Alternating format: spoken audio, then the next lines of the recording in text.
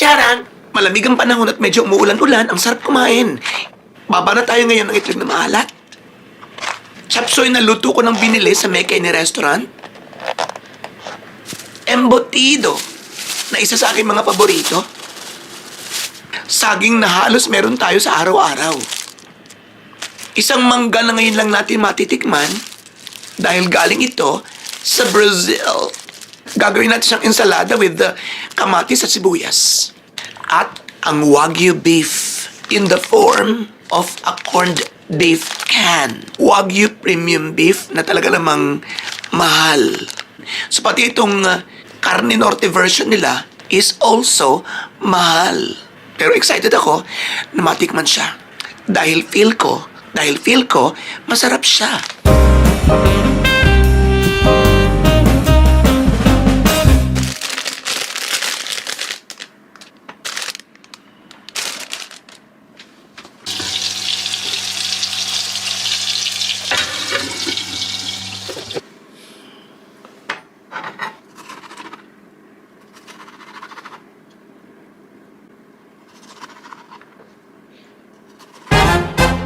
Siyempre, bago natin lutuin to, tikman muna natin yung kanyang lehitimo at original at natural na sarap, diba? Okay? Gets nyo ko? Yung gusto muna natin ma-taste yung kanyang kasarapan sa kanyang pagiging siya lang mismo. Walang sibuyas, walang bawang, walang mantika. Tingnan natin.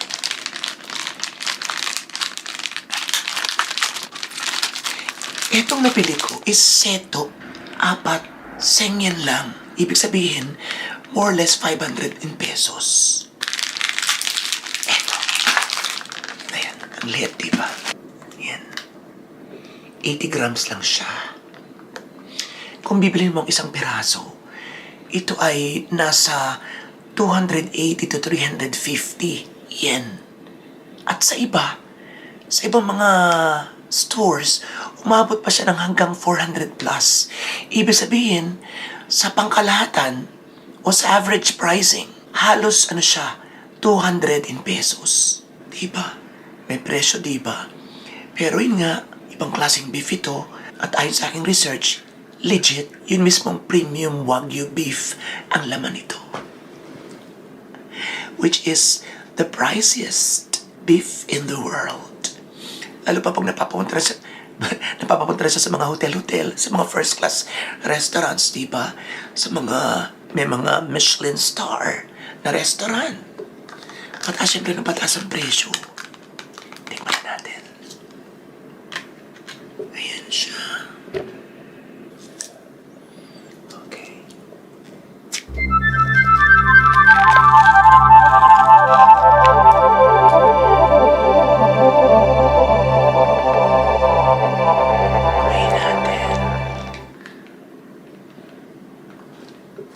Patayin natin ito para hindi maingay. Ayan.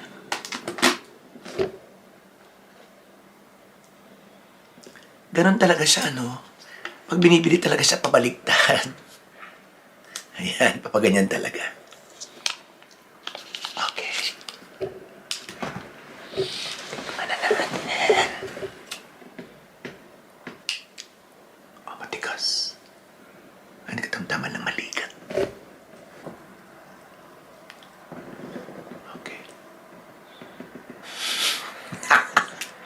Yung pasma ko walang pinipiling oras. Kahit sa mamahaling food, hindi nagpapahuli. Baguhin natin, di ba nga? Pag pasmado ka, at sa mga sosyalan ka na sa yung mga public gatherings, lalo pag humihigop ka ng sabaw, di ba? Kita-kita. Ganon. Ganito ang hawak mo, yan. Yun nga lang, walang kasosi-sosi, pero wala na siya. Charang! Wala na. Wala na yung kilig.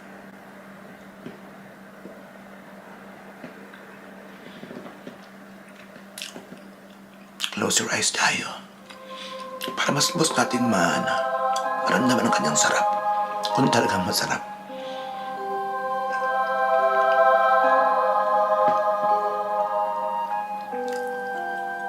Aba!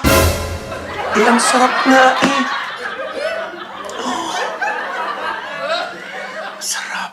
Ano yun? May oil na nabubuo dun sa side yun. Correct. Masarap siya. So, syempre, ano pang klaseng sarap kaya ibinibigay ng yung mismong Wagyu beef na mabibili sa mga steakhouse. Diba? So, sa isang araw, susugod tayo niyan. This Christmas or this New Year, gagastos tayo ng bonggang-bongga sa isang Wagyu steak dito sa Japan. Sama ka, syempre. Okay? So, igisa na natin siya ngayon. Nalaman na natin na talagang masarap na pala siya bilang siya lang mismo. So, lalahukan natin siya ngayon ng bawang at sibuyas. Let's go.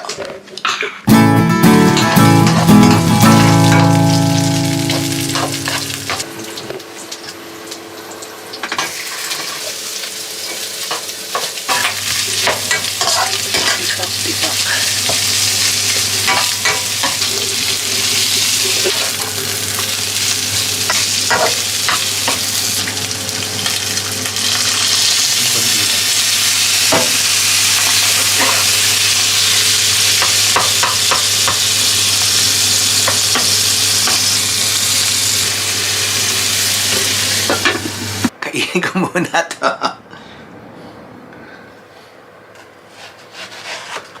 Ayun.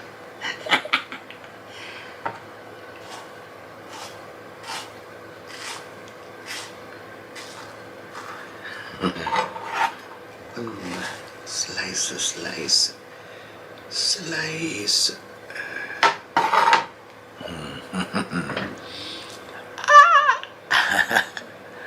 Ting, ting, ting, ting, ting, ting. Sarap, diba? Tinakmanad.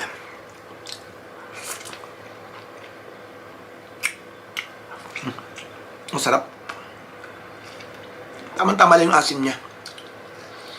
Parang ano lang, yung kasarapang Indian mango, yung kasarapan ng hinog na Indian mango, ganun. Mas maganda sana kung mas maasim siya. Kasi nga lalokan natin ng sibuyas at saka kamatis. Okay, so gayatin natin ng whatever. Medyo napasobra ng hinog.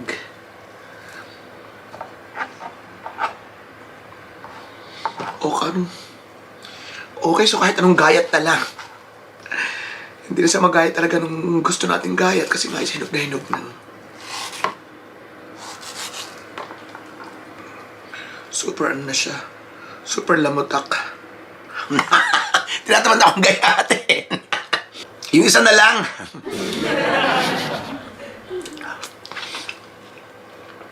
Kaya ko sa'yo. Sana ako ng tawag doon, nainganyo, nangabngabi na lang siya. Hiyang-hiya tuloy ako sa'yo. Huwag ka na maarte, wala naman tayo sa handaan. Ako nga lang nandini. Tayo-tayo lang naman.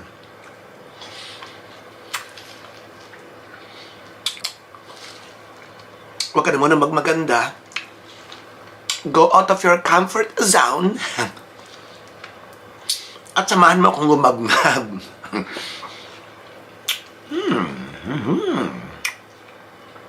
As nalunok ko,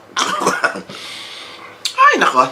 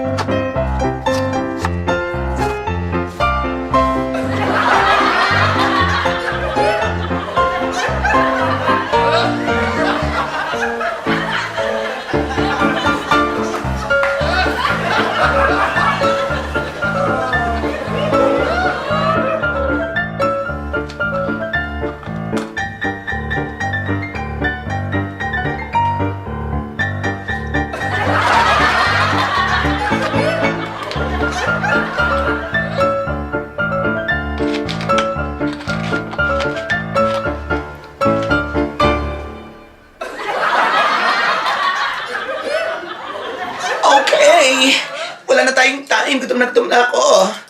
Diyan ka? Diyan ka? Magkakamay tayo mga besh. Mga beshi. Okay. Hindi na kita kailangan, pero diyan ka na rin. Ayan. Oh my God. I am so gutom na already. Ano bang una natin? Siyempre ito. Kung papipiliin ako sa lahat ng nandito sa hapag ko, ito yung least favorite ko. Pero siya uunahin natin kasi special siya. Bihira tayong kumain nito. Huli natin kain ng Carne Norte. Maybe mga 20 years ago. Ay, oo. Kasi hindi ko siya paborito. Pag nauwi ako ng Pilipinas, hindi ako nagpapaluto ng Carne Norte. Dito sa buong buhay ko dito sa Japan, hindi ako bumili ng Carne Norte. You see? Ay, nako. Okay, so yun. Kain na tayo. Tama na ko, kakaunti naman ang battery natin, sobrang nating katalandian. Pati kanin natin, tumagas na. Diretso na to mga tol. Wala na masyadong kwentuhan. Naubusan ako ng kwento. Kalasa na rin. Ano yung nagkamali ba tayo? Pero kwento pa rin naman. Are, habang nagagayat tayo, katabi natin to, dapat ito na lang. Kinembutan ko na nga siya ng toyo, di ba? Kahit may patis na. Eh, pag nilagyan pa natin ito, ay ano na? Di ba? Di sa super alat. Okay, so tikman natin ang kanyang keme.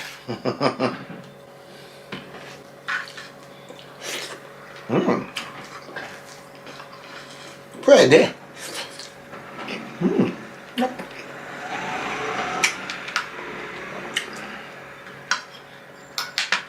Eto mga kaibigan,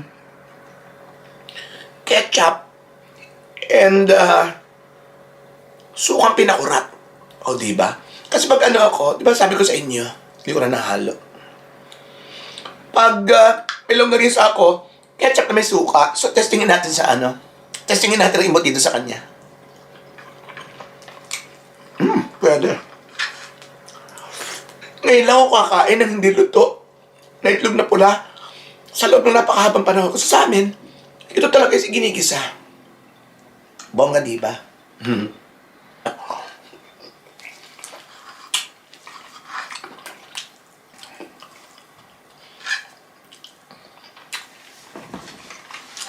Sarap. Kahit nagisa ko na mas masarap. Masarap pa rin.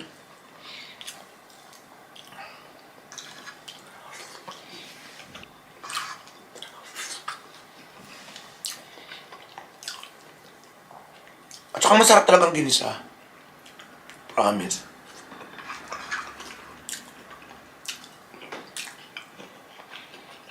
Kain na kayo. Ano mga ulam nyo?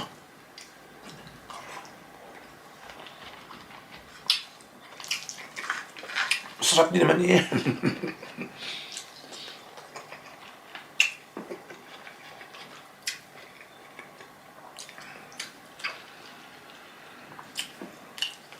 Salamin. Kain kung kain tayo mga tol, Hindi ako maka-wet lips at wet na. Pinanood di ba yung video ko nung tinapay kagabi? Ang saya nun, promise. Sa akin lang, feel ko lang.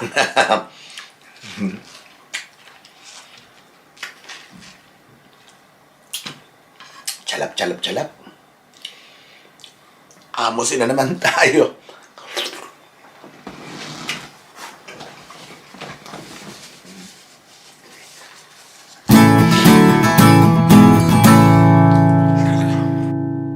Siyempre, pag ganito kain, magbangan tayo ng ganito, na Pinoy, doble dapat ang kanin natin. At naka-ready na siya. Charang! Ayan. Okay. Nasaan na yung luma?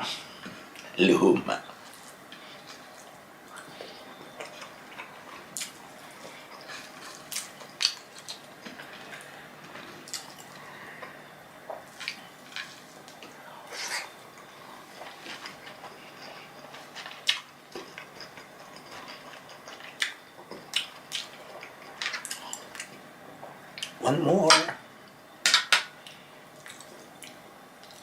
Sarap ng ketchup ng KFC. Ay! Meron pa rin tayong leftover. KFC. Ako mga kaibigan, nakakano ako. Siguro mga 3 to 4 times every month na bumibili ako ng Kentucky. Ayan o. Kagabi, kunti pa kami magkaasaran. Saan ba? Nung tindera. Ayaw pumayag kasi na order ako ng dalawa. Kasi hindi talaga pwede na dalawang thigh or dalawang legs or dalawang wings. Kailangan magkakaiba. Ngayon na silang bagong offering na super spicy. So sabi ko, isang thigh na original and isang thigh na spicy. So, doon kami medyo hindi nagkaintindihan kasi 2 days ago, nakabili ako ng ganun na pwede. Sa kanya hindi pwede. So, doon ako nakapag-argue na sa kakayahan ko ng hapon na kasi, of course, 10 taon ako dito, marunong na ako maghapon, marunong ako umintindi. Pero kagaya nga ng, akala kasi na iba, hindi talaga ako marunong. Marunong ako, pero hindi ako magaling. Alam mo yun, yung barok talaga, yung saan punta ikaw, tayo, pili tindahan, ganun di, at least mauunawaan din ako. At makakaunawa din ako, pero hindi talaga bonggang-bongga. Makakahiyang level pa rin. Ayun. So, doon lang kami, tapos, dalawa lang talaga dapat ang bibilin ko kasi sobrang mapag-3, 4 pa. So, pumayag na rin ako na 3. Mahalaga, makakuha ko ng 2 thigh. Kasi thigh talagang gusto ko. Ito, wings ako sinuubos ko ng 2 thigh.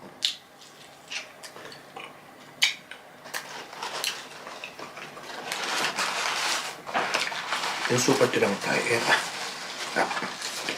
Butod balat na Hindi ko pa pinagpahinga. Kakasarap ng thigh ng Kentucky. Dito Kentucky ha. At whether you like it or not, meron tayo dito sa ating pagkainan kasi ito, bahagi ng Pasko dito. Kumbaga, sa atin, bahagi ang pansit or spaghetti or pansit na nga lang na kahit nagpansit ka na yung isang araw, magpapansit ka pa rin sa Pasko. Kasi nga Pasko. Dito ganyan. Ako naman balancer. Kahit nakikita nyo kumakain ako ganyan, ang tataba. Ang daming carbs at tinapay, ang daming ganito, ang daming ganyan. Hindi yung regular. Iisipin lagi ninyo, 3-4 mukbang lang tayo every month. May natitirang 26 na araw. Alam niyo ba yung kinakain ko ito sa 26 na araw? Kung makahusga kayo. Aba, hindi kinakaimik Madaming isda yun. Madaming gulay yun. Madaming kung anik-anik yun. Ako ba ngayon na very conscious sa mga carbs, sa mga kilo-kilo calories. Tinitingnan ko kaya ba binibili ko, tinitingnan ko na. Kasi dito, halos lahat ng mga produkto, may mga may nakalagay sa etiketa ng number ng ng kung ilang calories, kung ilang grams, etc. etc. etc. Kung anong contents nun, ng product na binili mo. Natutuwa ako. Minsan nga nasita na ako kasi tiniwarik ko yung tinitingnan ko sa ilalim yung Hindi ko nasita ako, hindi parang nakita ko na napatitig yung tendero, yung nakabantay doon sa tindahan ng unigiri, ng bento. Kasi tinitingnan ko yung kilo carbohydrates. Pag nag-800 na, parang ayoko nang bilhin. Yung mga ganun. So, kung kayo sa inyong health, ganun din ako siyempre. Yung iba natin kinakain dito is request ng ibang manonood. Iba kinakain natin minsan is alam kong hindi ko pa naipapakita sa video. Yun. So, bahagi ng ating show na mukbang. Ibigay mo sa manonood yung gusto nila. Pero syempre, careful ka rin. Dapat alerto ka rin sa kung ano yung dapat ginagawa mo. Hindi lang sa pagkain, kundi sa lahat ng, lahat ng contents. Kung travel ka, ang mga vlogs mo, hindi mag-ingat ka sa pagbabiyahe. Kung pagkain, mag-ingat ka rin sa mga kinakain mo. O kumain ka man ng gusto nila, maraming taba yung iba. Huwag lagi. Iba ganoon. So pare-pareho tayo nag-iingat. Kaya huwag tayo mapanghusgan, okay? The bottom line is, alam kong mahal niyo ako kaya may mga ganun dito. Ramdam ko naman yung asar moment lang, yung gusto lang mang-asar, talagang, hindi talaga siya, wala talaga siyang concern. Gusto lang niya mang-asar. So, naghahanap talaga sila ng butas. Wala ka nang ginawang tama. Lagi na lang, meron puna at may mali. Ikaw ba? Bilang ikaw. Judgmental ka ba? Tapatan tayo. Kung saan po nakita mo yung isang ale, 55 years old or 60, naka-miniskirt pa. Ano ka na sa isip mo? Hostess siya, di ba? Pager per. Kabit. Stepmom na maarteng sabik sa tawag ng laman. Mga ganun agad, di ba? Pag malaking tiyan, pulis agad, no? Di ba? O magbabarek, mag-iinom. Ano yun? Hindi lang natin naiisip ngayon lang. Siguro. Na, Diyos ko, naging judgmental pala ako. Ganun, di ba? Sa truly, di ba? Sabi ko sa'yo eh. Ay! May nakalimutan tayo! In-introduce ko kanina, di ba? Yung chop suey. Ay, sus Maria Santissima. Kasi bigla pumasok sa isip ko yung gulay. Wala na tayong paglalagyan din eh. Ay, nakakainis naman. Hindi rin ako magbumukbang bukas, so kainin na rin natin. Tambak. Ayan. Buisetst. Ay, nako. Kalimutan na natin. Ito yung isang food na hindi ko rin gusto, pero sabi ko, for a change, why not?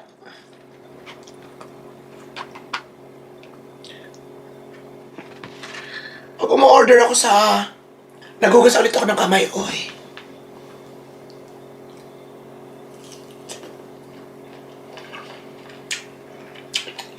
Pag nasa pansitan ako, diba sa atin usually, pag may pansitan, may chop suey. Diba? Hindi ako nabili nito.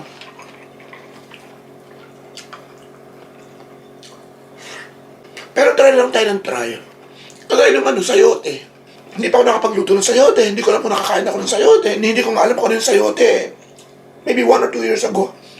Little ko na lang na-found out na yun pa rin yung sayote. Yung kaharap ko. Sa may Kenny. Ito yata sayote. Nagustuhan ko, nag-isa siya ng sayote ng isang araw. Nagustuhan ko. Diba? So kung di ako tumikim, kung di ako nag-try, pues hindi ko matitikman ng bonggang-bongga ang sayote na masarap pala. And you know what? Inabukasan, I was looking for another one kung meron pa sila. At o-order uli ako, bibili uli ako. Pero wala na. Ito na lang kanin natin. Yun ang sinasabi ko sa inyo.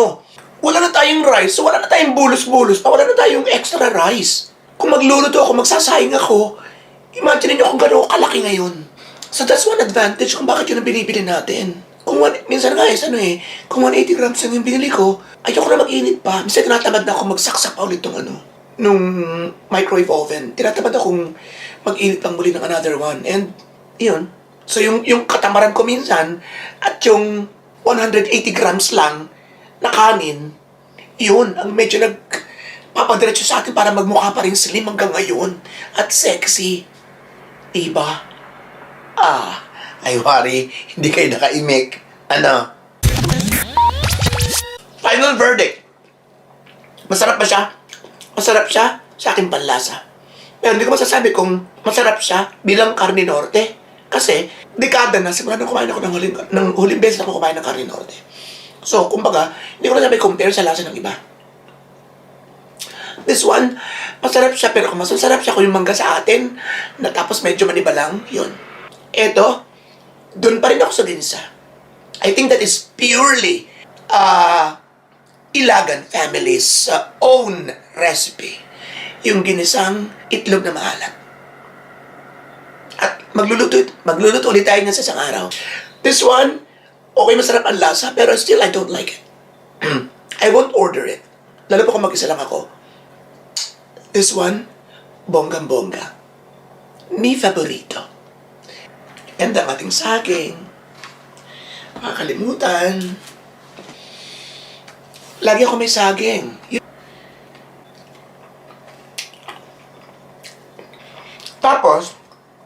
Ipampunas natin ito dito. Okay. So, isa na namang masaya at masarap na kainang Pinoy na Pinoy ang ating ginawa ngayong araw na ito.